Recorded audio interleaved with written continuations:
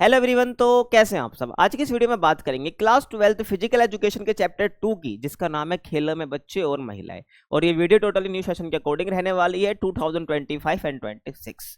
और इसके आपको फ्री पीडीएफ नोट्स भी मिल जाएंगे। कहाँ पर मिलेंगे आपको? हमारे टेलीग्राम पर मिल जाएंगे, जिसका नाम है क्लास 12 ESP न्यू ग्रुप। आप इसको ज्वाइन कर सकते हैं।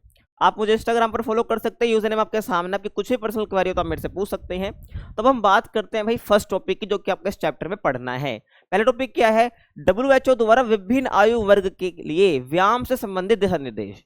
यानी कि भाई जो एक्सरसाइज है, व्यायाम है, उससे रिलेटेड कौन कौन से दिशा निर्देश दिए हैं WHO ने। WHO का मतलब क्या होता है? World Health Organization. ठीक है ना भाई, आपको पता होना चाहिए। ठीक है, आप 12th क्लास में भाई। WHO का मतलब क्या होता है? World Health Organization. ठीक है, तब इसने ना अलग अलग एज ग्रुप के लिए कुछ दिशा निर्देश दिए जो व्यायाम से रिलेटेड है। तो पहले हम बात करेंगे भाई 5 वर्ष से कम आयु वर्ग के बच्चों के लिए। अब 5 वर्ष से कम आयु वाले में भी 3 कैटेगरी हमने बना दी। 1 वर्ष से कम आयु वाले, 1 से 2 वर्ष की आयु वाले और 3 से 4 वर्ष की आयु वाले बच्चे। समझ आ रहा है? तो पहले हम किसकी बात करेंगे? 1 वर्ष से कम आयु वाले बच्चों की, देन आगे हम बात करेंगे। ठीक है, तो इसको देख के आपको क्या लग रहा है? तो 1 वर्ष से कम आयु का बच्चा है, तो WHO ने इसके लिए कौन कौन से, इस एज ग्रुप के लिए क्या दिशा निर्देश दिए हैं उसकी हम बात करेंगे। देखिए, तो पहले हम बात करें 1 वर्ष से कम आयु वाले बच्चे के लिए। तो यहाँ पर निष्क्रिय व्यवहार, मतलब कि जो व्यवहार है, जो व्यायाम है, वो कब तक करना है। ठीक है, इसमें यहाँ पर बेसिकली निष्क्रिय व्यवहार में हम उसको देखते हैं। ठीक है, तो 1 घंटे से ज्यादा बच्चे को निष्क्रिय ना रहने दे। निष्क्रिय व्यवहार मतलब कि बच्चे को कब तक निष्क्रिय रहने देना है। देखो, निष्क्रिय और सक्रिय। सक्रिय मतलब होता है एक्टिव। क्या होता है? देखो, सक्रिय 2 वर्ड होते हैं, सक्रिय और निष्क्रिय। ठीक है, सीधी सी बात, आपको पता है ये वर्ड होते हैं। तो सक्रिय मतलब होता है एक्टिव, निष्क्रिय मतलब अनएक्टिव होना। तो ये यहाँ पर ध्यान आपको रखना है। तो बच्चों को कब तक एक्टिव अनएक्टिव नहीं रहना है। निष्क्रिय व्यवहार का मतलब है कि बच्चों को कब तक अनएक्टिव नहीं रहना है। तो यहाँ पर यही ध्यान रखना है, 1 घंटे से ज्यादा बच्चों को निष्क्रिय ना रहने दे। बच्चे से बात करें, उसे कहानी सुनाए, टीवी ना दिखाए। तो ये निष्क्रिय व्यवहार में आप ये बताओगे, जो कि 1 वर्ष से कमाई वाले बच्चों के लिए है। उसके बाद शारीरिक गतिविधि कौन कौन से इसके लिए, इस एज ग्रुप के लिए? समतल सतह पर खेलने दें। ठीक है, जो फ्लैट जगह है वहां पर खेलने देना है। दिन में अधिक समय तक सक्रिय रहना है। दिन का टाइम जो डे टाइम होता है, उसमें अधिक समय तक बिल्कुल एक्टिव रखना है उसको। और आधे घंटे के लिए पेट के बल लेटाना भी है। समझ रहे हो ना? तो आधे घंटे के लिए पेट के बल जो है बच्चे को लेटना भी है। तो ये उसके लिए शारीरिक गतिविधियां है इस एज के लिए। देन मैं बात करूं नींद की, भाई कितना सोना चाहिए। नींद एक इंपॉर्टेंट फैक्टर है, चाहे वो बच्चा हो चाहे बड़ा हो। तो हर एज ग्रुप के लिए हमें नींद के बारे में बताया गया है। तो नींद की जब मैं बात करूं, तो 0 से जो 3 मंथ का बच्चा है, यानी जो पैदा हुआ है और 3 मंथ तक का है, तो उसको नींद बताई गई है भाई 14 से 17 घंटे की। ध्यान रखना भाई, MCQ के लिए इंपॉर्टेंट है क्वेश्चन, बता रहा हूँ पहले ही। उसके बाद 4 से 11 मंथ का बच्चा है, तो 12 से 16 घंटे की नींद जरूरी है। समझ आ गया? आगे हम बात करें, अब हम बात करते हैं 1 से 2 वर्ष की आयु वाले बच्चे की। 1 से कम का देख लिया, अब 1 से 2 वर्ष की हम बात करेंगे। तो निष्क्रिय व्यवहार में इसमें क्या क्या आ जाएगा? 1 घंटे से ज्यादा निष्क्रिय नहीं रहने देना। इसमें भी बच्चे से बात करनी है, कहानी सुनानी है, टीवी या मोबाइल ना दिखाएं, क्योंकि आंखों पे इंपैक्ट पड़ता है। और 2 साल तक बच्चे को 1 घंटे से ज्यादा स्क्रीन ना देखने दे। समझ आ रहा है? टीवी और मोबाइल ज्यादा नहीं देखना है, और 2 साल तक बच्चों को 1 घंटे से ज्यादा स्क्रीन ना दिखाएं। समझ रहे हो? 1 घंटे से ज्यादा स्क्रीन उनको देखने नहीं देना है। शारीरिक गतिविधि की बात करूं, 3 घंटे तक के माध्यम से तीव्र हल्की गतिविधियों में भाग लेने से, मतलब कोई हल्की फुल्की जो गतिविधि होती है, एक्टिविटीज होती है, 3 घंटे तक उसमें क्या है, लगे रहने दे सकते हो इस एज के लिए। अब 3 से 4 वर्ष की आयु की मैं बात करूं, तो इसमें निष्क्रिय व्यवहार में आप क्या बताओगे? 1 घंटे से ज्यादा निष्क्रिय ना रहने दे, बच्चे से बात करना है, उसे कहानी सुना, और 1 घंटे से ज्यादा स्क्रीन ना रहने दे। आप सोच रहे हो अगर सब में सेम है, तो सब में सेम है लगभग, किसी किसी में 1-2 पॉइंट अलग भी है, लेकिन आपको दोबारा दोबारा इसलिए बता रहा हूँ क्योंकि अलग से मेंशन है, ध्यान रखना है आपको। अब शारीरिक गतिविधि बताऊं, तो 3 घंटे तक के तीव्र गतिविधियां भाग लेना। उसमें हल्की गतिविधि थी, इसमें तीव्र गतिविधि में भाग, यानी जो थोड़ी फास्ट एक्टिविटीज है उसमें भाग लेने दे, पार्टिसिपेट करने दे। और 1 घंटे की गतिविधि मध्यम गति की होनी चाहिए। ठीक है, 3 घंटे तक होना चाहिए। बाकी 1 घंटे की गतिविधि बिल्कुल मध्यम गति की, तेज नहीं होनी चाहिए, उसमें पार्टिसिपेट कर देना, पार्टिसिपेट कर सकते हैं। समझ आ गया? मतलब ऐसे शारीरिक गतिविधि, फिजिकल एक्टिविटी वो कर सकते हैं। देन आगे मैं बात करूं, अब हम बात करेंगे भाई 5 से 17 वर्ष के आयु वाले बच्चे और युवा। समझ आ गया? तो 5 से 17 वर्ष के बच्चे और युवा, क्योंकि भाई 15, 16, 17 तो युवा ही हो जाता है ना एक तरह से। तो 5 साल तक की तुमने बात कर ली है, ठीक है, 5 साल तक की तुमने बात कर ली है। अब हम बात करेंगे 5 से 17 वर्ष की, ठीक है। तो इस एज ग्रुप में आप तो पीछे आपको दिख रहा होगा बैकग्राउंड में, तो इसमें सारे एज ग्रुप के बच्चे आ गए, मतलब 5 से 17 साल के जो बच्चे हैं उसमें सब आपको स्क्रीन पे पीछे दिख रहे होंगे। समझ आ गया? तो आगे चलते हैं। देखो भाई, तो व्यायाम की अवधि इनके लिए क्या है, कम से कम व्यायाम की अवधि क्या है, मतलब जो भी एक्सरसाइज करेंगे, व्यायाम करेंगे, उसकी अवधि कितना होना चाहिए, कितना टाइम तक वो करेंगे, तो कम से कम 1 घंटे गतिविधि तो होनी चाहिए। समझ आ रहा है? यदि 1 घंटे से अधिक गतिविधि करते हैं तो स्वास्थ्य को अतिरिक्त फायदे होंगे। समझ रहे हो ना? तो यहाँ पर ध्यान रखना है, कम से कम 1 घंटा तो करना है, बाकी 1 घंटे से ज्यादा करेंगे तो भाई उनके हेल्थ को फायदा होगा, स्वास्थ्य को फायदा होगा, एक्स्ट्रा फायदा उनको होने वाला है। अगर मैं गतिविधि के प्रकार की बात करता हूँ तो एरोबिक, कूदना, दौड़ना, फेंकना, कुछ भी फेंकना, ठीक है ना, इत्यादि। तो ये सब गतिविधि मतलब टाइप्स ऑफ एक्टिविटी, गतिविधि का प्रकार का मतलब यहाँ पर क्या है, टाइप्स ऑफ एक्टिविटी, मतलब कौन कौन सी एक्टिविटी वो कर सकते हैं, ठीक है ना, कौन कौन सी एक्टिविटी वो कर सकते हैं।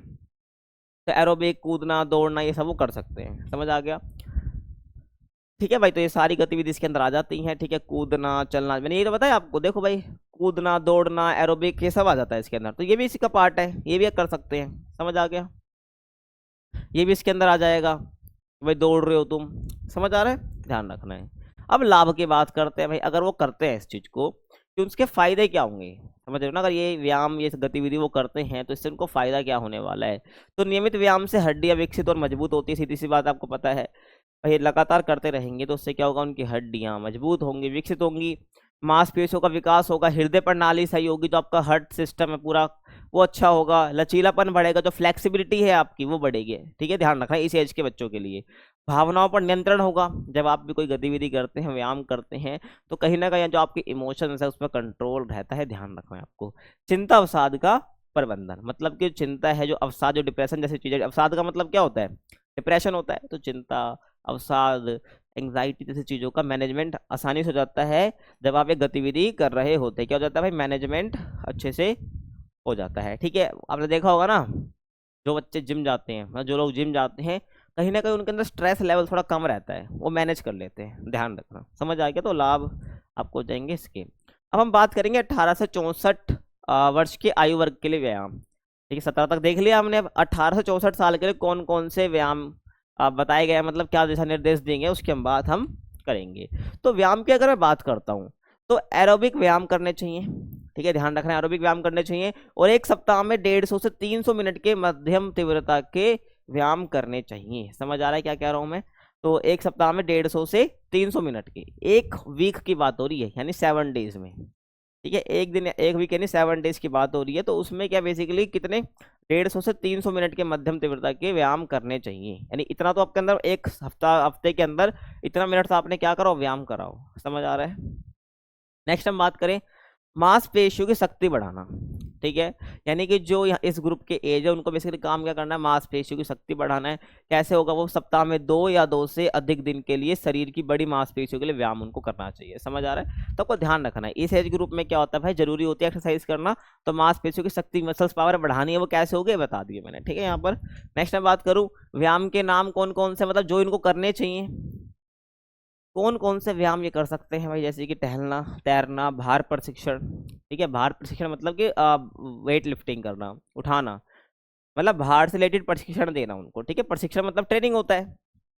समझ आ रहा है? भार मतलब वेट, तो वेट उठाना, तो उसके लिए वो ट्रेनिंग ले सकते हैं। नृत्य हो गया, कार धुलाई हो गया, बागवानी हो गया, खेल हो गया, समुदाय के साथ व्यायाम हो गया, ठीक है। कार धुलाई, बागवानी सभी एक्सरसाइज में ही आता है, क्योंकि अपने शरीर को हिला रहे होते हो। समझ रहे हो ना? तो ये आपको ध्यान रखना है, व्यायाम के नाम हो जाएंगे जो कि आप कर सकते हो। यहाँ पर व्यायाम के लाभ क्या होंगे भाई, मधुमेह, रक्तचाप, हृदय रोग, स्ट्रोक की संभावना कम रहेगी। समझ रहे हो? तो अगर आप व्यायाम लगातार करते रहोगे, इस एज ग्रुप की बात यहाँ पर मैं कर रहा हूँ, ठीक है, 18 से 64 की, तो यहाँ पर मधुमेह हो गया, डायबिटीज, मधुमेह मतलब डायबिटीज, रक्तचाप मतलब कि ब्लड प्रेशर, समझ रहे हो ना, हृदय रोग, स्ट्रोक की संभावना कम रहेगी, हृदय और श्वसन तंत्र सही रहेगा, ठीक है। आपको जो हार्ट है, आपका जो रेस्पिरेटरी सिस्टम है यानी श्वसन तंत्र है, वो बिल्कुल सही रहेगा, लचीलापन बढ़ेगा, गैर संचारी रोग की संभावना कम होगी, ठीक है भाई। गैर संचारी रोग कौन से होते हैं, देखो, एक होते हैं संचारी रोग, एक होते हैं गैर संचारी रोग। देखो भाई, संचारी रोग तो ये होते हैं जो कि एक व्यक्ति से दूसरे व्यक्ति में फैल जाते हैं, वो संचारी रोग हो गए। और गैर संचारी होते हैं भाई जो बिना किसी के कांटेक्ट में, किसी के संपर्क में आने से हमें हो जाते हैं। तो यहाँ पर ये बोला गैर संचारी रोगों की संभावना कम रहेगी, मतलब अगर हम लगातार व्यायाम करते हैं तो जितने भी गैर संचारी रोग है वो हमको छुएंगे भी नहीं, ठीक है, जो बिना किसी के कांटेक्ट में या बिना किसी के संपर्क में आने से हम हो जाते हैं, ठीक, किसी और से हमें नहीं फैलते हैं, ऐसे जितने भी रोग है उसकी संभावना हमारे शरीर में होने की कम हो जाएगी, ध्यान रखना है आपको। चिंता अवसाद का प्रबंधन रहेगा, ठीक है, कूलों की हड्डी में फ्रैक्चर की संभावना कम रहेगी, ठीक है भाई, जो कूले की हड्डी होती है ना आपकी, ठीक है, कूले हड्डी, जो कूले की हड्डी है उसकी संभावना, वहां पर फ्रैक्चर होने की संभावना भी कम हो जाती है व्यायाम करने से, समझ रहे हो, ध्यान आपको रखना है। अब हम बात करेंगे भाई 65 वर्ष से अधिक के लिए व्यायाम। 64 तक हमने देख लिया, 65 वर्ष से अधिक या 65 वर्ष से अधिक के लिए व्यायाम कौन कौन से बताए गए हैं। देखो भाई व्यायाम के प्रकार हैं ये, एरोबिक व्यायाम, मांसपेशी शक्ति बढ़ाने के व्यायाम और संतुलन बढ़ाने के व्यायाम। तो तीन आपको ध्यान रखने व्यायाम के प्रकार हैं, और मध्यम से तीव्र गति, मतलब कि व्यायाम की गति कितनी कैसी है। तो अगर मैं एरोबिक व्यायाम की बात करता हूं तो प्रत्येक सप्ताह 150 से 300 मिनट मध्यम तीव्रता के व्यायाम अथवा 75 से 150 मिनट के अधिक तीव्रता के साथ, जिसमें एक एरोबिक व्यायाम की अवधि कम से कम 10 मिनट तो होनी चाहिए, समझ रहे हो। अगर मैं एरोबिक व्यायाम की बात करता हूँ तो कम से कम प्रत्येक सप्ताह 130 मिनट, या कौन से मध्यम तीव्रता के, मतलब ज़्यादा तेज फास्ट व्यायाम ये नहीं, एक्सरसाइज नहीं है, लेकिन अगर आप ये नहीं कर सकते हैं तो 75 मिनट के, ठीक है, 75 से 150 मिनट के अधिक तीव्रता के व्यायाम आपको करने ही चाहिए, समझ आ गया। कौन से एरोबिक व्यायाम बताना भाई कमेंट में, एरोबिक व्यायाम कौन कौन से होते हैं, ठीक है, कमेंट में बताना मुझे। मांसपेशी शक्ति बढ़ाने के व्यायाम कौन कौन से, सबकी मसल्स पावर है वो इंप्रूव हो जाए। देखिए शरीर की बड़ी मांसपेशियों की शक्ति को बढ़ाने वाले व्यायाम, ठीक है, ऐसे व्यायाम करने हैं जो आपकी मसल्स पावर को बढ़ाते हैं। देखो जैसे कि आप कोई वेट उठा सकते हो, सबकी मसल्स पावर बढ़ती है, समझ रहे हो ना। तो शरीर की बड़ी मांसपेशियों की शक्ति को बढ़ाने वाले व्यायाम आपको करने हैं। एक सप्ताह में 2 से अधिक दिन के लिए कम से कम आपको करना है। एक सप्ताह में, एक वीक के अंदर कम से कम 2 या उससे ज़्यादा दिन के लिए आपको ये करना ही करना है।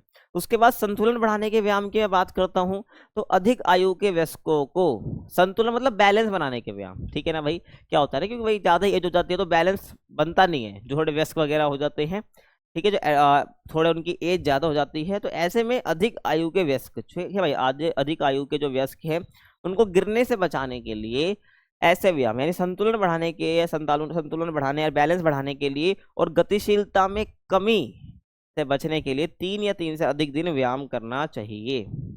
ऐसे बहुत से व्यायाम है भाई जिसमें आप बैलेंस अपना बना सकते हैं, ठीक है, बैलेंस आपका इंप्रूव होगा।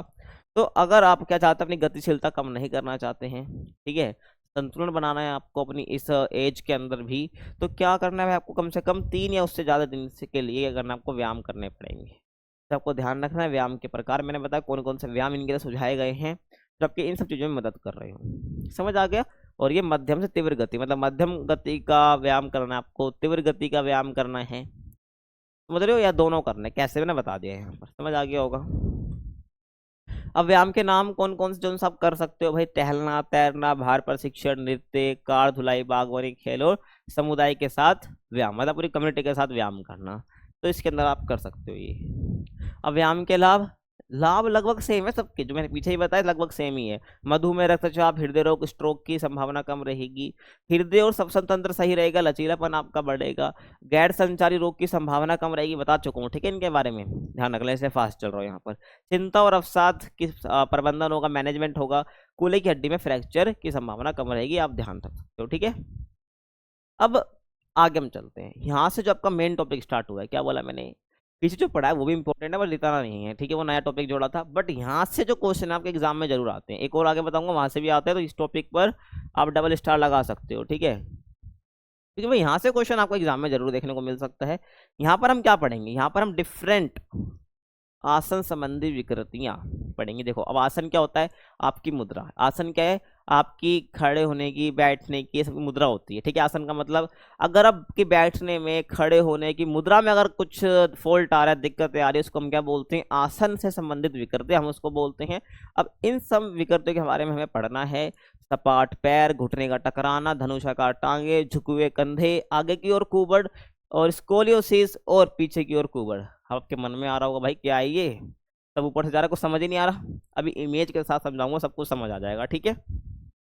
देखो ये क्या है, पहला सपाट पैर, क्या है ये, सपाट पैर।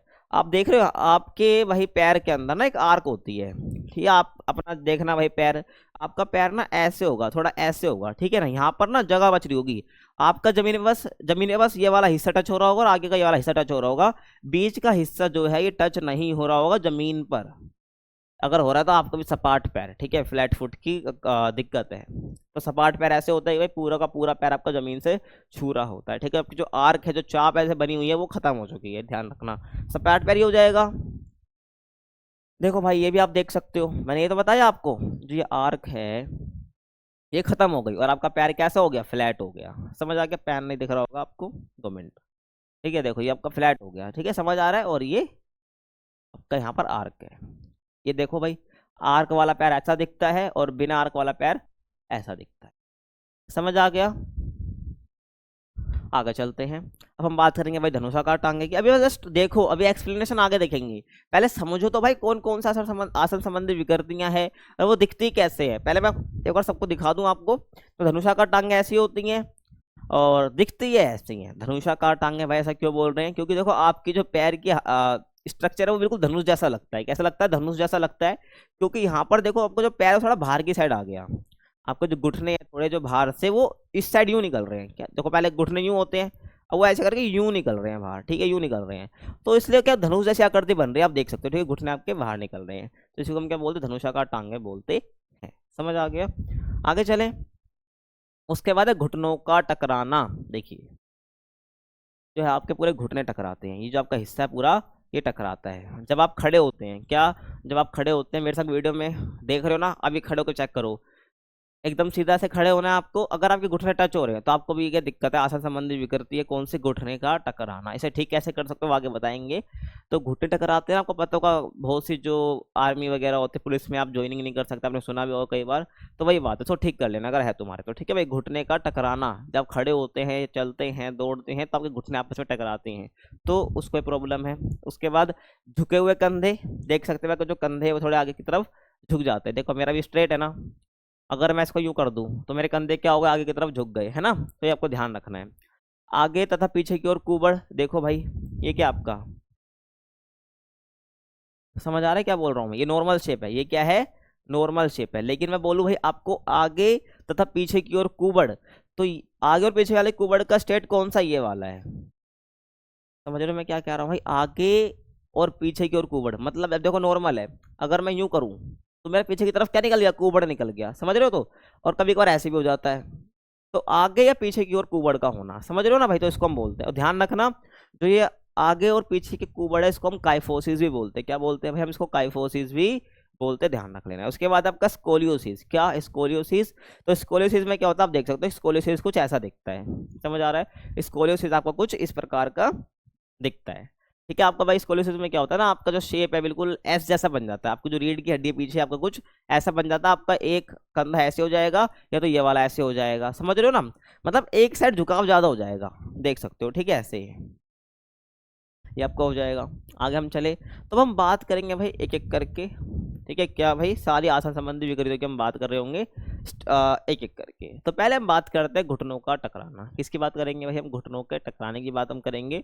देखिए तो घुटने का टकराने का आसन संबंधी विकृति आपको समझ आ गया होगा। इसमें जब कोई व्यक्ति सामान्य रूप से खड़ी अवस्था में होता है, या फिर भाई ऐसा लगता है कि जैसे उसके घुटने आपस में मिल रहे हैं, ठीक है ना। तो यहाँ पर ये तो पता है, जब कोई व्यक्ति जो है, कोई एक पर्सन है, सामान्य रूप से खड़ी अवस्था में होता है, तो तब ऐसा लगता है कि जैसे उसके घुटने आपस में मिल रहे हैं, या फिर चलने के दौरान दोनों घुटने आपस में टकराते हैं। मैंने पीछे बता दिया ये, जिस कारण व्यक्ति सही ढंग से चल नहीं पाता है या दौड़ नहीं पाता है, ठीक है। चलता है दौड़ता है तो गिर भी जाता है कई बार ऐसे, ठीक है। क्यों बोलते, जब भी कोई ऐसी जहाँ पर आपको फिजिकल फिट रहने की बात आती है, ऐसी कोई जॉब में क्यों प्रीफर नहीं करा जाता है, इससे संबंधित जो मतलब ये जिस कोई प्रॉब्लम है ये वाली, समझ रहे हो ना। क्योंकि वही चल ढंग से दौड़ नहीं पाएगा, चल नहीं पाएगा, दौड़ने की कोशिश करता तो गिर भी सकता है, तो वही वाली बात आ गई, ठीक है। घुटने का टकराना ही हो जाएगा।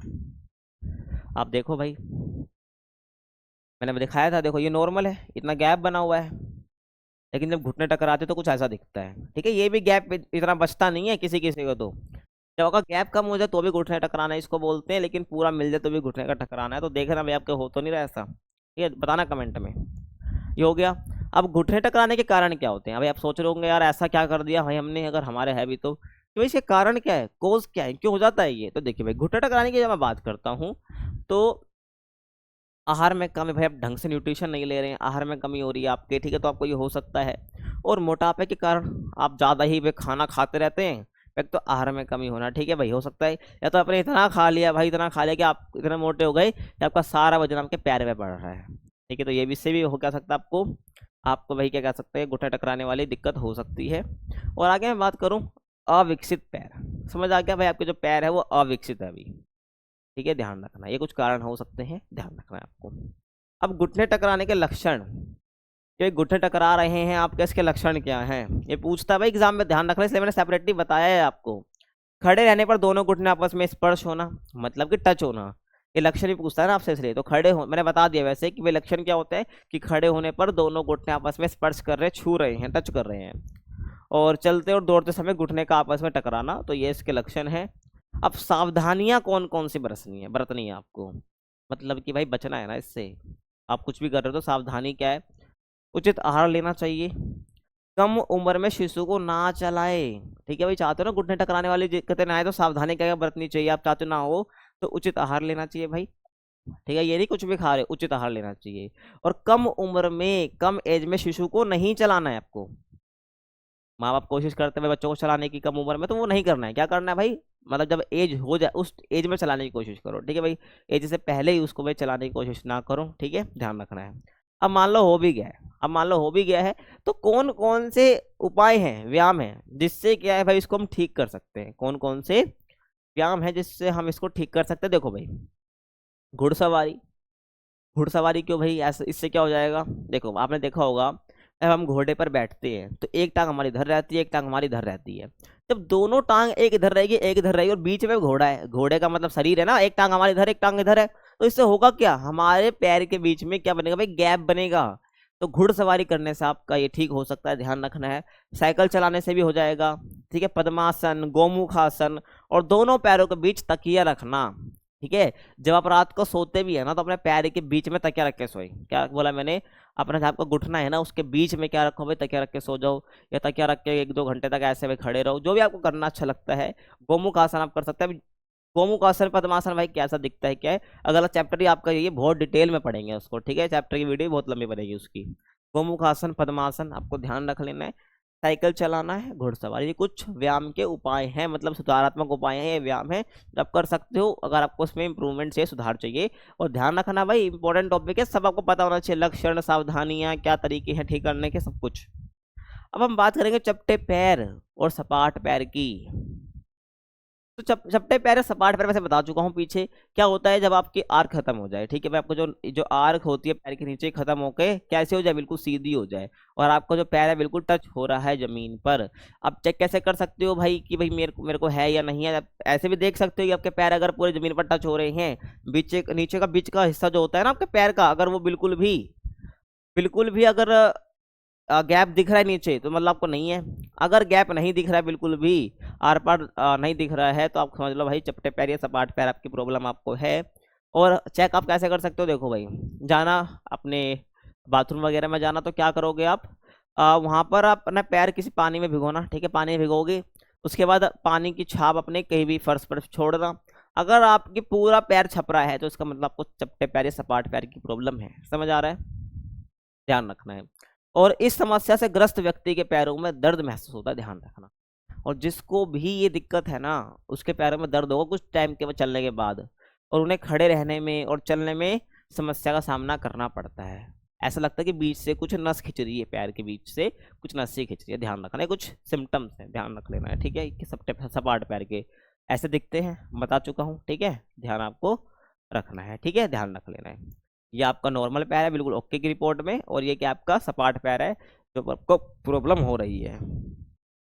चपटे पैर के कारण क्या क्या हो सकते हैं, देखो भाई, ध्यान आपको क्या रखना है, मांसपेशियों में कमजोर होना, आपकी जो मांसपेशी है वो कमजोर है भाई, इस वजह से आपको हो रहा है। और अत्यधिक शारीरिक भार, आपका जो शारीरिक भार है वो बहुत ज़्यादा है, इसका मेन कारण क्या है, मोटापा है आपका, शारीरिक भार आपका ज़्यादा है, तो इससे क्या होगा, आपके जो नीचे के पैर हैं, आपको जो फुट है उस पर जोर ज़्यादा पड़ेगा, तो इसलिए क्या है, जो उसकी आर्क है जो ऐसा हो रखा है वो ऐसा हो जाएगा, ठीक है, देखो जो ऐसा है वो ऐसा हो जाएगा, समझ रहे हो ना। तो आपको ध्यान रख लेना है।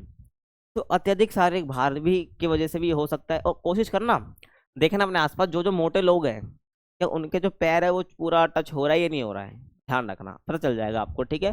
जो मेजोरिटी मोटे लोग होते हैं उन जिनका अत्यधिक भार होता है, उनमें ये प्रॉब्लम पक्का देखने को मिलती है, ध्यान रखना। गलत जूते पहनने से भी हो सकता है कि आप गलत जूते पहन रहे हैं, तो गलत जूते पहनने से भी आपको एक प्रॉब्लम हो सकती है, समझ आ रहा है। नेक्स्ट मैं बात करूं, चपटे पैर के लक्षण कौन कौन से हैं भाई, ऐसे बता चुका हूं। खड़े होते भाई पैर में दर्द हो रहा है, बीच के हिस्से में, ध्यान रखना पैर के। गीले पैर से चलते समय पैर का पूरा निशान दिखना, ठीक है भाई।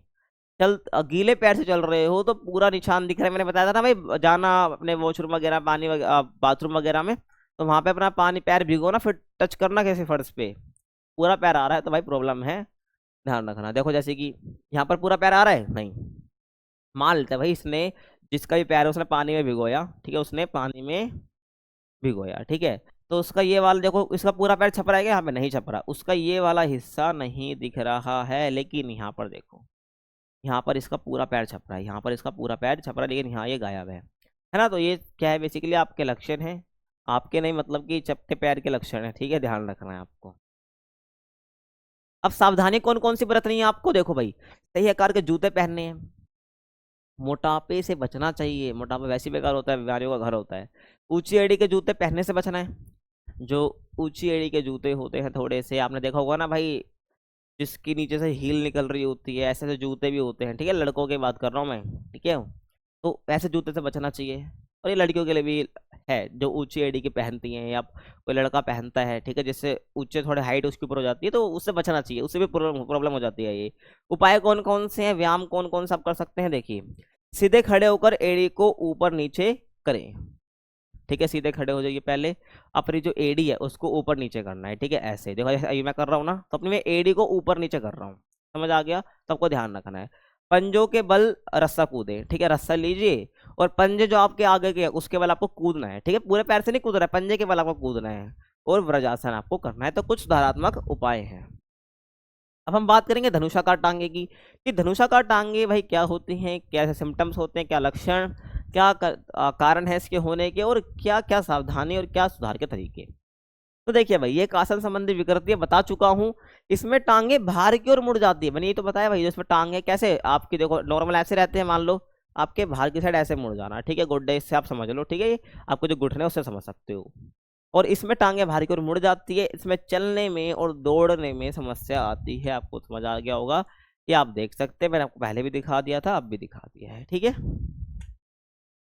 अब मैं बात करूं भाई इसके कारण की, भाई कारण क्या क्या है, देखिए, आहार में कमी, प्रॉपर न्यूट्रिशन आप नहीं ले रहे हैं, कम उम्र में मोटापा आपको हो गया है, होता है ना भाई, कोई बच्चे तो भाई 2 साल 3 साल की एज में, 4 साल की एज में मोटापा का शिकार हो जाते हैं, तो उनमें ये प्रॉब्लम आ सकती है, ध्यान आपको रखना है।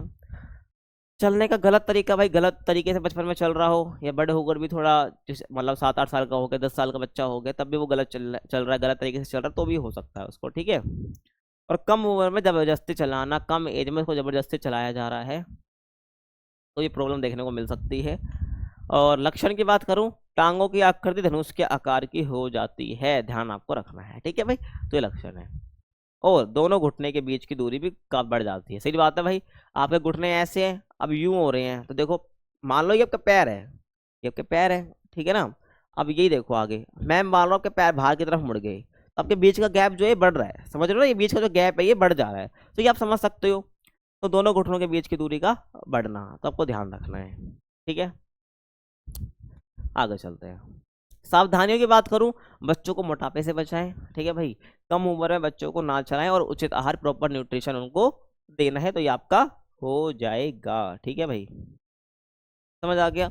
सुधारात्मक उपाय की बात करूं, या कौन कौन सा व्यायाम आप कर सकते हैं, विटामिन डी युक्त भोजन आपको लेना है, क्या लेना है, विटामिन डी, जो बेसिकली कैल्शियम के लिए भी जाना जाता है, तो विटामिन डी युक्त भोजन लेना है, ऐसा खाना लेना है, ऐसा फूड लेना है जिसके अंदर आपका विटामिन डी हो। रेत पर दौड़ना है, किस पर, रेत पर दौड़ना है, और अभ्यास लगातार करते रहना है, यानी प्रैक्टिस करते रहनी है कोई सी ऐसे व्यायाम की, यानी रेत पर दौड़ना, इन सब का, समझ आ गया। अभ्यास किसका करना है भाई, रेत पर दौड़ने का अभ्यास आपको करता रहना है, समझ आ गया। झुके हुए कंधे, क्या, झुके हुए कंधे, ठीक है, ध्यान रखना। मतलब वो होते किसको है हमारे, जो ज़्यादातर डेस्क पर बैठ के काम कर रहे होते हैं, ठीक है, कंप्यूटर या स्क्रीन पर ऐसा करके कुछ काम कर रहे होते हो, तो उनमें प्रॉब्लम आपको देखने को पक्का मिलेगी, है ठीक है, ध्यान रखना।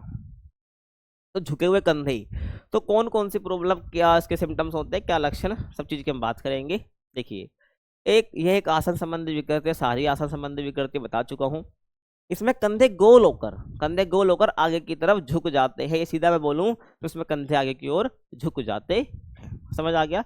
यहाँ पर क्या बोला, कंधे गोल होकर आगे की ओर झुक जाते हैं, कहने का मतलब ये ना, तो ये आपके ऐसे आगे की जब झुक जाते हैं तो गोल ही बोला जा रहा है, कंधे गोल ही तो है लगातार, ठीक है, हिसाब से आप देखो तो गोल होकर आगे की ओर तरफ झुक जाते हैं, तो ये सबको ध्यान रख लेना है। कारण की बात मैं कर लूँ, आनुवांशिकता, मतलब कि भाई जैसे माँ बाप में था अब बच्चों में भी आ गया, ठीक है ना, ध्यान रखना है आपको। आनुवांशिकता का मतलब यही है भाई, पेरेंट्स से बच्चे में आ गया तो आनुवांशिकता का कारण हो सकता है, समझ आ गया। और झुकी अवस्था में उठना बैठना, भाई आप झुकी अवस्था में उठ रहे हो, बैठ रहे हो, झुकी अवस्था में काम आप कर रहे हो, तो ये आपको हो सकता है। और व्यायाम ना करने से, भाई आप लगातार एक्सरसाइज नहीं कर रहे हो तो भी आपको ये हो सकता है, मतलब कोई एक्टिविटी व्यायाम वगैरह आप नहीं कर रहे तो भी आपको ये हो सकता है। और गंधे को लोका आगे की तरफ झुक जाती है, इसका लक्षण हो जाएगा। आगे मैं बात करूं, और कंधे और कान एक सीध में ना दिखना, ठीक है, जो कान है और जो कंधे है, देखो ये मेरा कान, ये मेरा कान और ये वाला कंधा, ठीक है, ये कान और ये कंधा, ठीक है, ये कान ये कंधा है, तो ये भी मेरे एक सीध में है। मान लो मुझे प्रॉब्लम हो जाए तो मेरा ये आगे की तरफ झुक जाएगा, लेकिन मेरा ये आगे झुक जाएगा, कंधा और आगे, सॉरी, कान और जो कंधा है ये एक सीध में नहीं दिखेंगे, तो यही बोला, ये सिम्टम है, तो कंधे और कान एक सीध में नहीं दिखेंगे, समझ आ रहा है, तो आपको ध्यान रख लेना है। आगे चले, सावधानियों की बात करता हूँ, तो कभी भी झुकी स्थिति में ना बैठे या खड़े रहे, ठीक है, कभी भी ऐसी अवस्था में ना रहना है, आप नहीं रहना है आपको, कभी भी झुकी स्थिति में चलना नहीं चाहिए। अधिक तंग कपड़े नहीं पहनने चाहिए, मतलब कि जो ज़्यादा टाइट कपड़े होते हैं, एकदम तंग कपड़े, उसको नहीं पहनना है आपको, एकदम ढीले ढाले बढ़िया कपड़े पहनो, ठीक है, इसमें कंफर्ट रहो। सुधारात्मक उपाय या व्यायाम की मैं बात कर लूँ, तो रस्से पर लटकना, ठीक है, कोई रस्सा रस्सा लेना है, उस पर लटकना है, किसी डंडे पर लटकना है। कंधे का व्यायाम आपको करना है, क्या, जिसमें आपको कोई भी कंधे का व्यायाम है जिसमें आपको कंधे का यूज हो रहा हो, ऐसे ऐसे आप कर सकते हैं, ठीक है, तो हम कंधे का व्यायाम हो आप कर सकते हैं। चक्रासन आपको करना है और धनुरासन आपको करना है। तो ये कुछ व्यायाम है जो मैंने बताए हैं आपको। अब हम बात करेंगे भाई आगे और पीछे की ओर कुबड़, जिसको हम काइफोसिस भी बोलते हैं। तो ये है क्या, इसके कारण, इसके लक्षण सब बात करेंगे। तो इसमें व्यक्ति के शरीर में आगे या पीछे की ओर कुबड़ हो सकता है, या आगे या पीछे की ओर कुबड़ हो सकता है, मैंने बता दिया। कुबड़ मतलब हिस्सा निकल जाना, उठ जाना, ठीक है, बाहर से, ध्यान आपको रखना है। अब कारण क्या है इसके, देखो भाई, कारण की बात करूं तो असंतुलित आहार, मतलब कि एक अनबैलेंस्ड आहार ले रहे हैं। अब ये संतुलित असंतुलित आहार क्या होता है, देखिए, संतुलित आहार वो होता है कि एक ऐसा आहार जिसमें वो सारे पोषक तत्वों का होना, वो सारे न्यूट्रिएंट्स का होना जो एक व्यक्ति को पूरे दिन भर में चाहिए होते हैं, ठीक है, ध्यान रखना, उसको हम संतुलित आहार कहते हैं।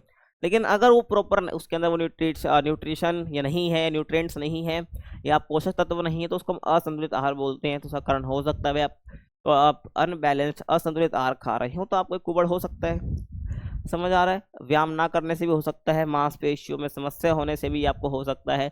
लक्षण की बात मैं करूं तो पीठ पर कुबड़ निकलना, ठीक है, ये जो पीठ है भाई, इस पर कुबड़ निकल रहा है, ये भी लक्षण है इसका। छाती पर कुबड़ निकलना, आपकी जो छाती है यहाँ पर कुबड़ निकल रहा है, इसके लक्षण है।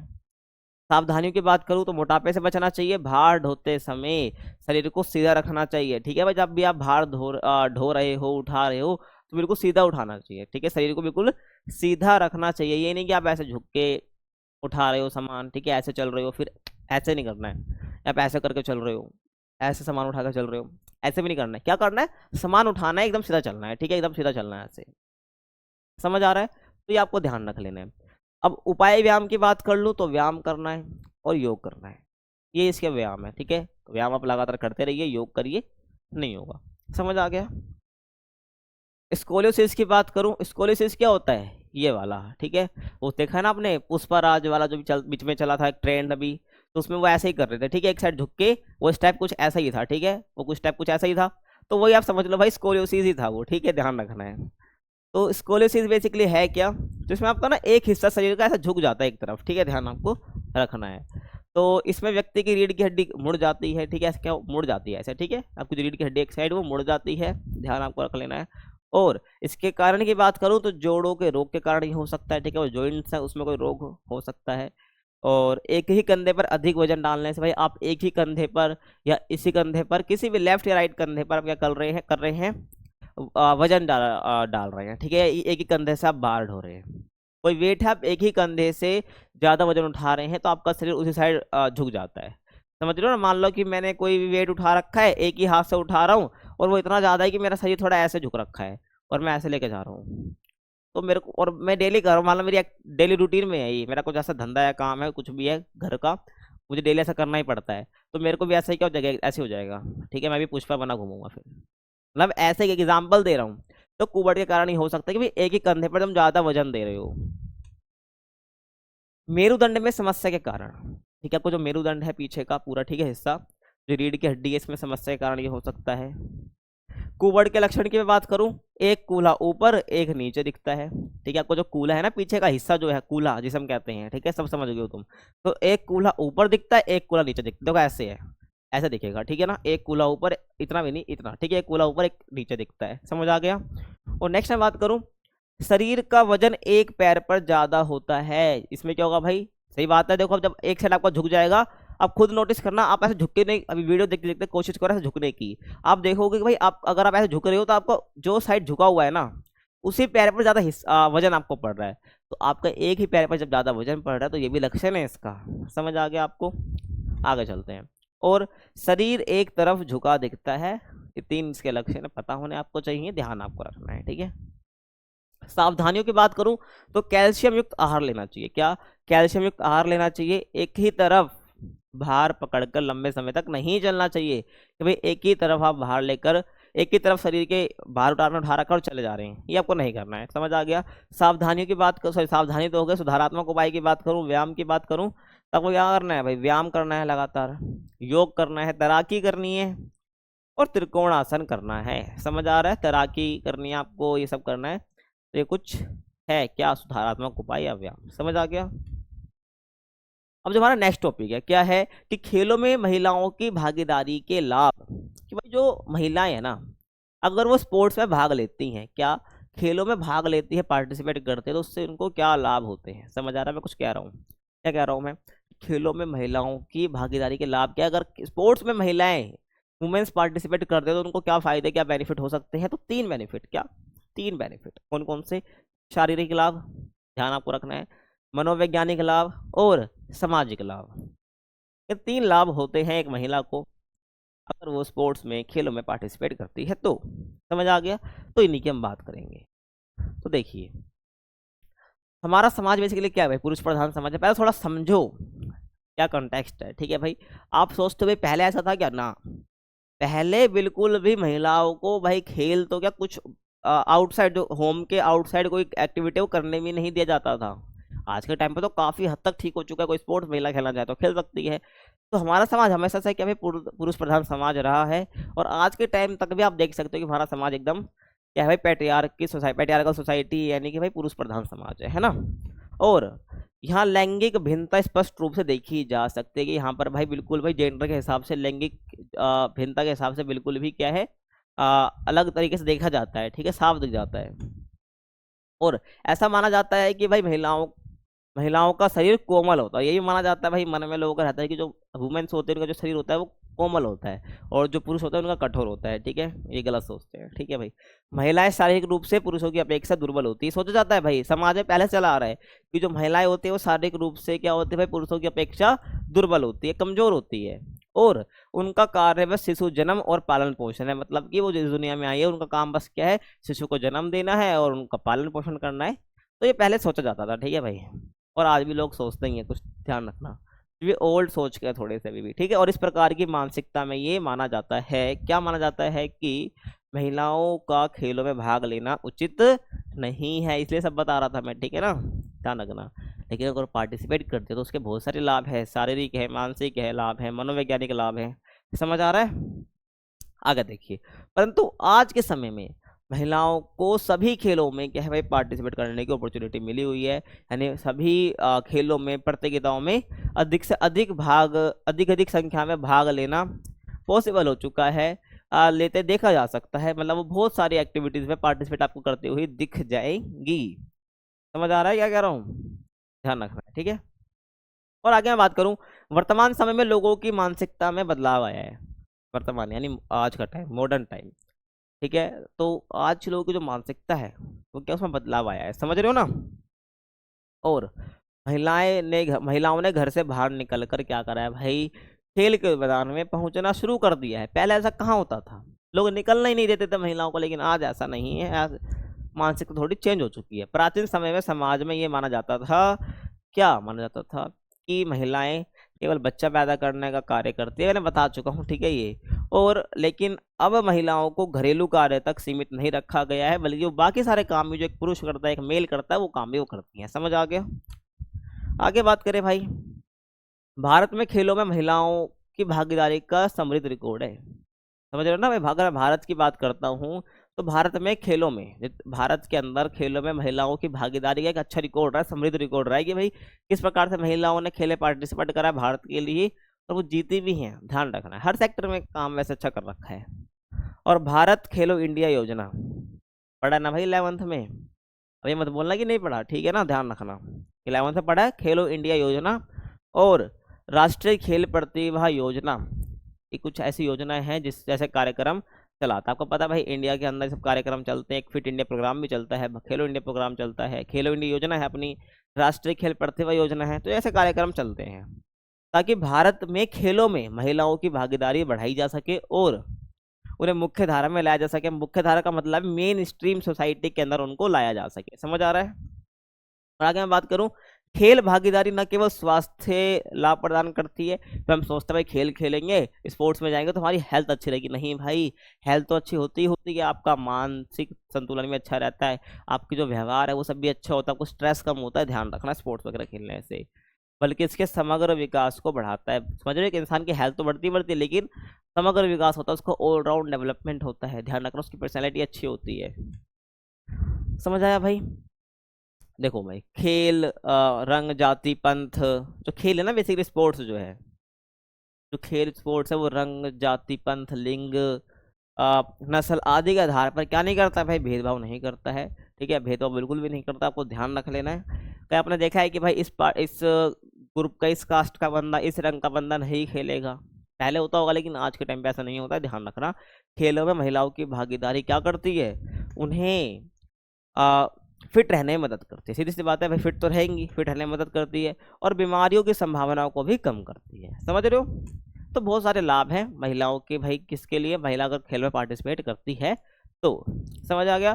तो खेलों में भाग लेने से वाली महिलाओं के लिए भाई कुछ शारीरिक लाभ हैं, तो कुछ मानसिक लाभ हैं, तो कुछ भाई क्या है, आपके मनोवैज्ञानिक लाभ है। समझ आ गया। देखो टॉपिक, खेलों में महिलाओं की भागीदारी के शारीरिक लाभ क्या है। अगर कोई महिला भाई पार्टिसिपेट करती है खेलों में तो उसके शारीरिक लाभ कौन कौन से हैं, ठीक है, ध्यान आपको रखना है। देखिए भाई, मांसपेशियां मजबूत होती है, आपको पता होगा भाई, कोई भी खेल खेलेगा मांसपेशियां मजबूत तो होगी, आपकी मसल्स तो स्ट्रांग होगी, तो इनकी भी होगी। हृदय प्रणाली में सुधार आता है, आपको जो पूरा हार्ट सिस्टम है उसमें आपको सुधार आएगा, ध्यान आपको रखना है। और मैं बात करूँ आगे, मोटापे पर नियंत्रण रहेगा। जो स्त्रियां हैं, महिलाएं हैं, वो मोटापा उन पर नहीं होगा, ठीक है, वो नियंत्रण में रहेगा। जब आपका फैट है वो चढ़ेगा ही नहीं, ठीक है भाई, मोटापा नियंत्रण में रहेगा, कंट्रोल में रहेगा। हड्डियों का घनत्व बढ़ता है, आपकी जो हड्डियां मजबूत होती हैं, डेंस होती हैं। और खेलों में महिलाओं की भागीदारी के मनोवैज्ञानिक लाभ कौन कौन से हैं, कि अगर महिला पार्टिसिपेट करती है तो उसके मनोवैज्ञानिक लाभ कौन कौन से होते हैं। देखो भाई, तनाव में परिबंधन होता है। मनोवैज्ञानिक मतलब आपके व्यवहार से जुड़े हुए, आपके मन से जुड़े हुए, समझ रहे हो ना। तो तनाव प्रबंधन होता है, आत्मसम्मान बढ़ता है, आत्मविश्वास बढ़ता है उनका, और लीडरशिप क्वालिटी बढ़ती है। सबसे बड़ी बात यानी कि नेतृत्व की भावना उनके अंदर जगती है। समझ आ गया। और खेलों में महिलाओं की भागीदारी के सामाजिक लाभ, ठीक है भाई, शारीरिक लाभ देख लिए, मनोवैज्ञानिक देख लिए। सामाजिक लाभ की बात करूं, संप्रेषण कौशल में वृद्धि होती है। देखो सामाजिक लाभ का मतलब होता है कि अब समाज में किस प्रकार से आप डेवलप हो पा रहे हो।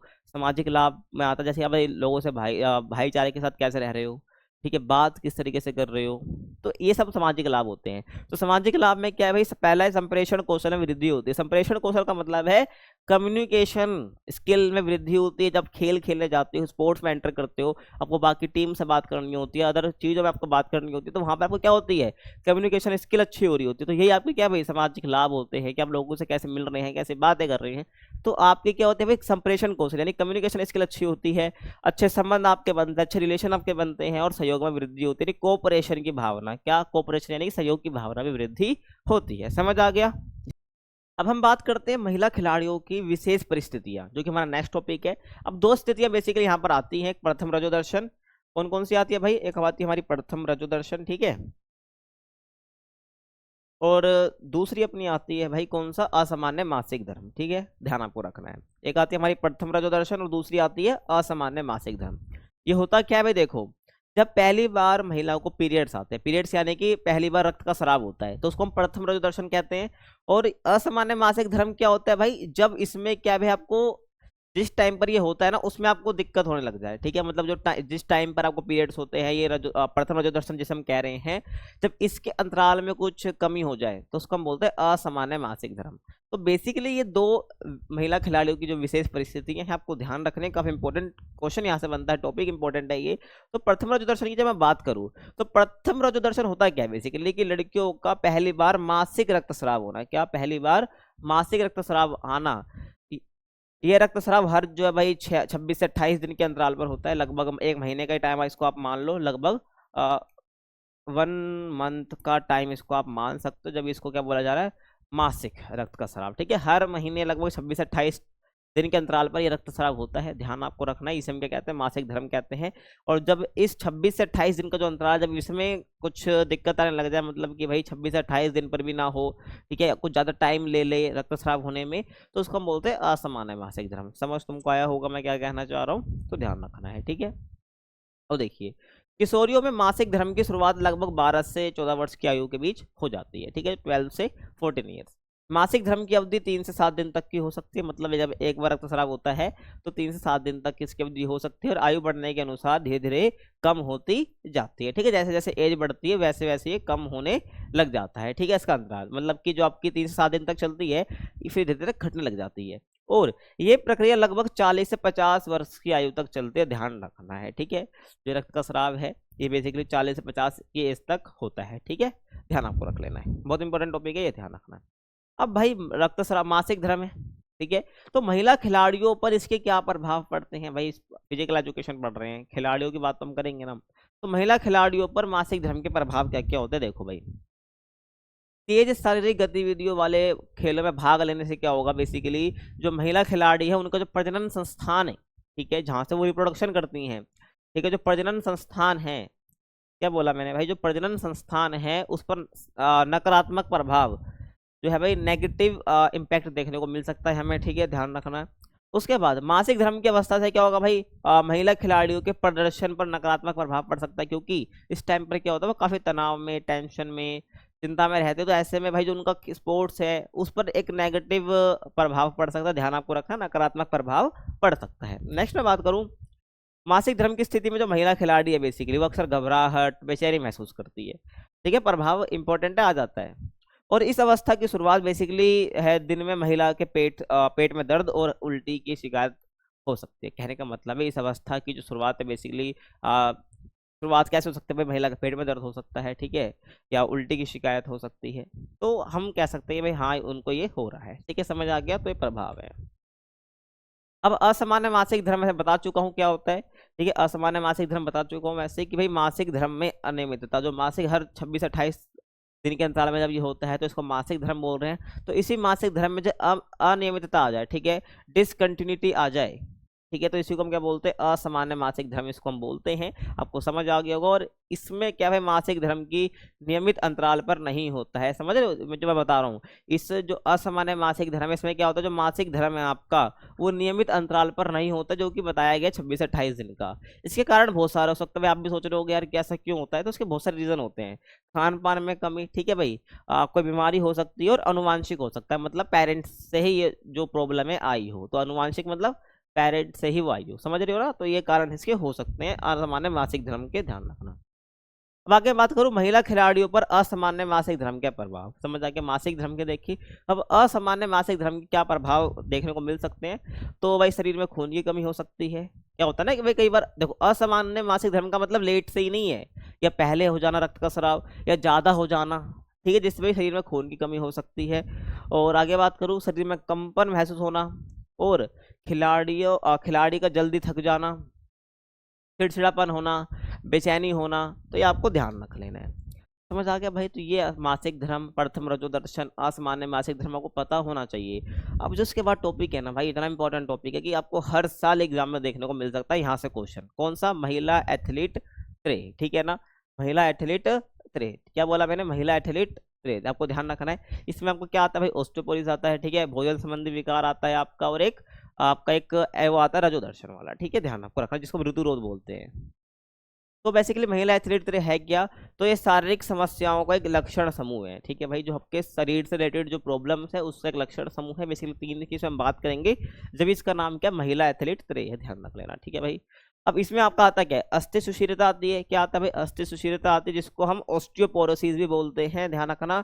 ऑस्टियोपोरोसिस आपसे सेपरेटली भी पूछा जा सकता है शॉर्ट क्वेश्चन की फॉर्म में, बाकी एक साथ ही आते हैं तीनों भाई। तो अस्थि सुशीलता आपका आता है, भोजन संबंधी विकार आता है, और ऋतुरोध इसमें आता है आपका किसमें? महिला एथलीट 3 के अंदर। समझ आ गया।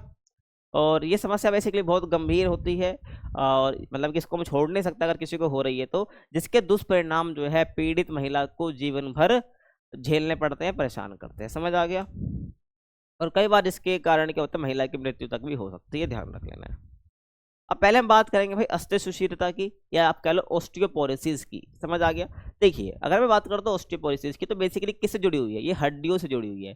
ऑस्टियोपोरोसिस बेसिकली अस्थि सुशीलता, अस्थि देख रहे हो, अस्थि मतलब हड्डी, ध्यान रखना है। तो अस्थि सुशीलता मतलब कि बेसिकली हड्डियों से रिलेटेड है। यहाँ पर क्या, जिसको ऑस्टियोपोरोसिस होता है, जिसको अस्थि सुशीलता होती है, उसकी हड्डियां बेसिकली कमजोर हो जाती है, तो आपको ध्यान रखना है। तो ऑस्टियोपोरोसिस बेसिकली हड्डी से संबंधित रोग है। इसमें हड्डियां इतनी कमजोर होने लगती है ना कि आसानी से टूट सकती है। समझ रहे हो ना, मतलब कि ऑस्टियोपोरोसिस की अवस्था में बेसिकली हड्डी इतनी कमजोर हो जाती है, कहने का मतलब अगर हल्का सा झटका भी लगता है तो हड्डी टूटने का डर रहता है।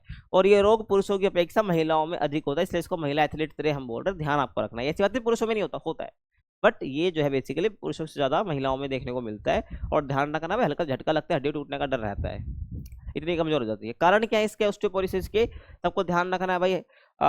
हार्मोन्स के कारण ही हो सकता है, जो इस टाइम पे होते हैं, मतलब महिला के जब एज हो रही है तो उस टाइम पे जो हार्मोन्स रिलीज हो रहे हैं, हार्मोन्स रिलीज हो रहे हैं, उसके कारण ये हो सकता है। आहार में कैल्शियम की कमी के कारण हो सकता है, क्योंकि कैल्शियम बेसिकली हमारे बोन्स के लिए काफी इंपॉर्टेंट होती है, ध्यान आपको रखना है। तो आहार में कैल्शियम की कमी के कारण ही हो सकता है। मासिक रजोरोध के कारण, ठीक है, जो रजोदर्शन हो रहा है, रजोदर्शन तो पहले बता दिया क्या होता है, तो उसके कारण भी हो सकता है। नशा करना, मान लो कोई महिला भाई नशा भी करती है, तो उसका कारण भी ये हो सकता है, आपको ध्यान रख लेना है।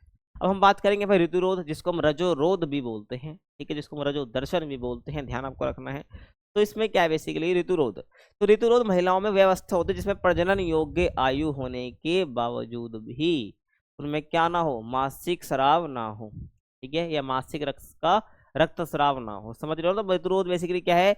उसकी अवस्था भी होगी, उनकी वो एज भी हो गई, ठीक है, प्रजनन योग्य आयु भी हो गई। प्रजनन योग्य आयु का मतलब है जब आपको मासिक धर्म होने लग जाए, इसका मतलब है आप कि अब आप रिप्रोडक्शन कर सकते हैं। तो प्रजनन योग्य आयु होने के बावजूद भी कि आपको रक्तस्राव देखने को नहीं मिल रहा है, तो क्या है भाई? किसी महिला का मासिक धर्म 3 महीने या उससे अधिक समय के लिए रुक जाता है, तो उसको हम क्या बोलते हैं? ऋतुरोध बोलते हैं। मासिक स्राव नहीं हो रहा है, ठीक है भाई, आप उस एज में आ भी गए हो और किसी का मासिक धर्म 3 महीने या उससे अधिक के लिए रुक जाता है, तो इसको हम क्या बोलते हैं? ऋतुरोध बोलते हैं। आपको ध्यान रखना है। समझ आ गया। अब इसके कारण क्या है भाई? ऐसा होता क्यों है? तो देखो भाई, इसमें आप क्या बताओगे कि असंतुलित आहार आपको ध्यान रखना है, कम कैलोरी वाला भोजन आप खा रहे हो, क्या पता हार्मोन्स में बदलाव के कारण, अधिक व्यायाम करने के कारण भी, ठीक है, कुछ भी चीज अगर आप एक्सट्रीम करते हो, व्यायाम करना अच्छी बात है, लेकिन उसको आप ज्यादा कर ले रहे हो तो वो आपको दिक्कत देगा, ठीक है ना। अधिक ज्यादा व्यायाम करने के कारण भी हो सकता है। अब ऋतुरोध के प्रभाव क्या है? अगर किसी को ऋतुरोध है, समझ रहे हो मैं क्या कह रहा हूँ? अगर किसी को ऋतुरोध है तो उसके प्रभाव क्या क्या है? देखिए, अगर मैं बात करता हूँ उसके प्रभाव की, तो महिला अक्सर तनावग्रस्त रहती है। अगर भाई ऋतुरोध किसी महिला को हो जाता है तो वो अक्सर तनाव में रहेगी, आपको पता है तनाव में रहती हैं। और महिलाओं के खेल प्रदर्शन में गिरावट आएगी, और महिला जो है गर्भ धारण नहीं कर पाएगी, सबसे बड़ी प्रॉब्लम है, पता है ना आपको। जिसको रक्तस्राव नहीं हो रहा है, कहने का मतलब है जो उसके मान लो रक्तस्राव की प्रॉब्लम है, ये होता ही नहीं है, तो कहने का मतलब है वो आने वाले फ्यूचर में वो कभी भी गर्भधारण नहीं कर सकते, मतलब कि मां नहीं बन सकते, कहने का मतलब ये है। तो महिला गर्भधारण नहीं कर पाती, महिलाओं में रक्तहीनता की समस्या देखने को मिलती है और महिलाओं में थकान का अनुभव भी होता है। ये कुछ प्रभाव है, इंपॉर्टेंट है, ध्यान रखना है, पूरा टॉपिक इंपॉर्टेंट है, आपको पता होना चाहिए। नेक्स्ट मैं बात करूँ भोजन संबंधी विकार की। क्या भोजन संबंधी विकार की, भाई भोजन संबंधी विकार क्या है? तो भोजन संबंधी विकार बेसिकली भोजन से जुड़ा है कि एक व्यक्ति कभी ज्यादा भोजन खा ले रहा है और कभी बिल्कुल भी नहीं खा रहा है, ठीक है। तो भोजन संबंधित डिसीज है, ठीक है, ध्यान रखना है।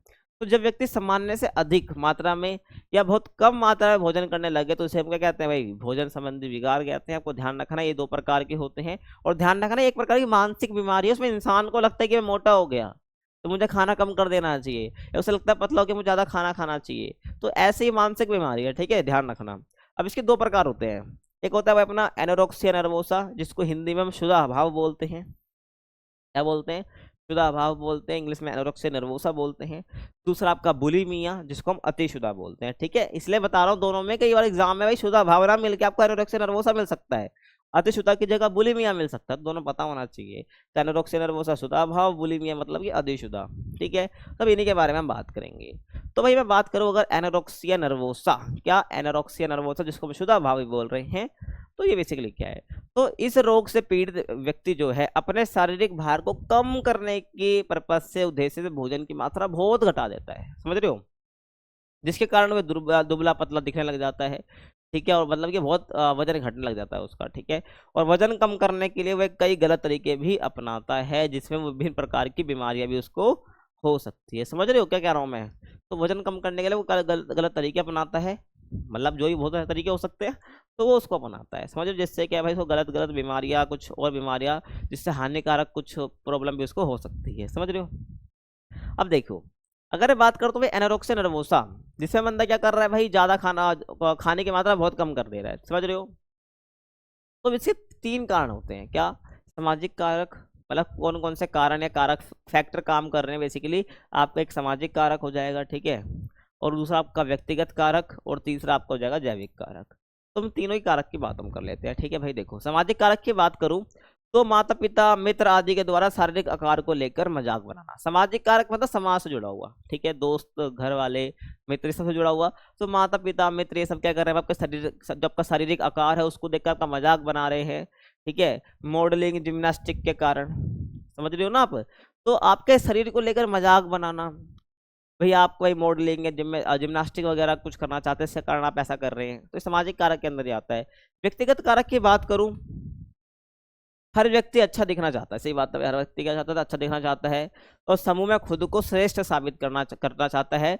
तो इसके लिए वो क्या करता है भाई, इससे ग्रसित हो जाता है कि भाई मोटा भद्दा दिख रहा है, वो अपने ग्रुप में सबसे अच्छा दिखना चाहता है, वो क्या करता है भाई, अपना वजन घटाने के लिए खाना कम कर देता है, ठीक है, और एक टाइम पे बहुत एक्सट्रीम हो जाता है, तो इससे प्रॉब्लम उसको हो सकती है। तो व्यक्तिगत कारक भी हो सकता है कि वो खुद चाहता है, ठीक है। और आगे मैं बात करूँ जैविक कारक, तो यदि कोई गर्भवती महिला इस रोग से पीड़ित है, क्या गर्भवती महिला इस रोग से पीड़ित है और वह बच्चे को जन्म देती है, तो उसे भी ये हो सकता है, तो जैविक कारक भी हो सकता है। कहने का मतलब है कि अगर किसी बच्चे को ये है, तो कहने का मतलब है वो क्या भाई, किसी गर्भवती महिला को ये था, उसने बच्चे को जन्म दिया, तो उसको भी वो हो सकता है। तो जैविक कारक, व्यक्तिगत कारक, सामाजिक कारक इसके हो सकते हैं, आपको ध्यान रखना है। अब दूसरा एनोरेक्सिया नर्वोसा तो हो गया, अब हम बात करेंगे भाई बुलिमिया, बुलिमिया नर्वोसा, ठीक है। तो बेसिकली क्या, ये खाने से संबंधित एक विकार है, वो भी था, मैंने बता दिया। इसमें जो ग्रसित व्यक्ति है, इससे जो ग्रसित व्यक्ति है बुलिमिया से, ये क्या करता है बेसिकली, अत्यधिक रूप से भोजन करता है, दबा के खाना खाता है। वो देखा ना तुमने तारक मेहता में उल्टा चश्मा, जो है कोहली, उनका जो हंसा जाती है, आप वही समझ सकते हो, ठीक है भाई, कितना खाना वो खाते हैं बेसिकली। तो बेसिकली जो बुलिमिया से रिलेटेड संबंधित व्यक्ति है, या उससे ग्रसित व्यक्ति है, कहने का मतलब है उसमें क्या होता है, अत्यधिक भोजन करना, समझ आ गया। अब इसके कारण क्या है, जो बुलिमिया बेसिकली इसके कारण क्या है, किसी को बुलिमिया क्यों हो जा रहा है? वंशानुक्रम कारक, मतलब कहने का मतलब उसके वंश से चला आ रहा है, ठीक है। कोई खेल कारक हो सकता है, समझ रहे हो ना, मनोवैज्ञानिक कारक हो सकता है, और अन्य कारक भी इसके हो सकते हैं। देखिए, वंशानुक्रम कारक की बात करूं, यदि किसी व्यक्ति के परिवार में किसी को ये रोग है, तो उसके बच्चे को भी ये रोग हो सकता है, और आने वाला अगर ये चलता रहेगा, ठीक है, ध्यान रखना, पीढ़ी दर पीढ़ी। खेल कारक की बात करूं, जिम्नास्टिक भार प्रशिक्षण के खिलाड़ियों को वजन अधिक चाहिए, इसलिए क्या वो ये करते हैं। समझ आ गया। तो खेल कारक भी हो सकता है भाई, वो पर्टिकुलर खेल के स्पोर्ट्स के हों वो, तो ऐसे में उनको वजन ज़्यादा चाहिए तो ज़्यादा वो खाते हैं, फिर आगे प्रॉब्लम उठानी पड़ती है, तो ध्यान रखना। और मनोवैज्ञानिक कारक की बात करूं, स्वादिष्ट भोजन के प्रति मनुष्य का लालच। मनोवैज्ञानिक मतलब उसका मन, उसका लालच हो रहा है, ठीक है, वो खाना चाहता है स्वादिष्ट, उसके टेस्ट को देख के, तो स्वादिष्ट भोजन के प्रति मनुष्य का लालच होना। अन्य कारक की बात करूं तो कुछ लोग अपने अत्यधिक गरीबी, उपवास या अन्य कारकों से भी अधिक खा लेते हैं। समझ आ रहा है क्या कह रहा हूं मैं? कुछ लोग अपने भाई अत्यधिक गरीब, मतलब मान लो भाई पहले गरीब थे, कुछ खाया पिया ही नहीं है जिंदगी में, तो वो खाते हैं, ठीक है, दबा के एक बार फिर। और उपवास में व्रत था भाई, खुलते ही टूट पड़े खाने पर, ये कोई अन्य कारक भी होते जिससे वो ज्यादा खा लेते हैं। तो समझ आ गया तुम्हें? और यहाँ पर जो तुम्हारा ये चैप्टर खत्म होता है, चैप्टर तुम्हें कैसा लगा कमेंट में जरूर बताना है, ठीक है। आई होप तुमको समझ आया होगा, पसंद आया होगा। कुछ और तुम्हारी क्वेरी तो भाई कमेंट पे पूछ सकते हो, इंस्टाग्राम में मेरे से पर्सनल पूछ सकते हो।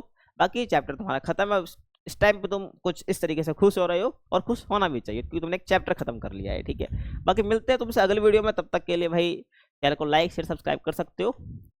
मिलते हैं अगली वीडियो में, तब तक के लिए कीप वॉचिंग।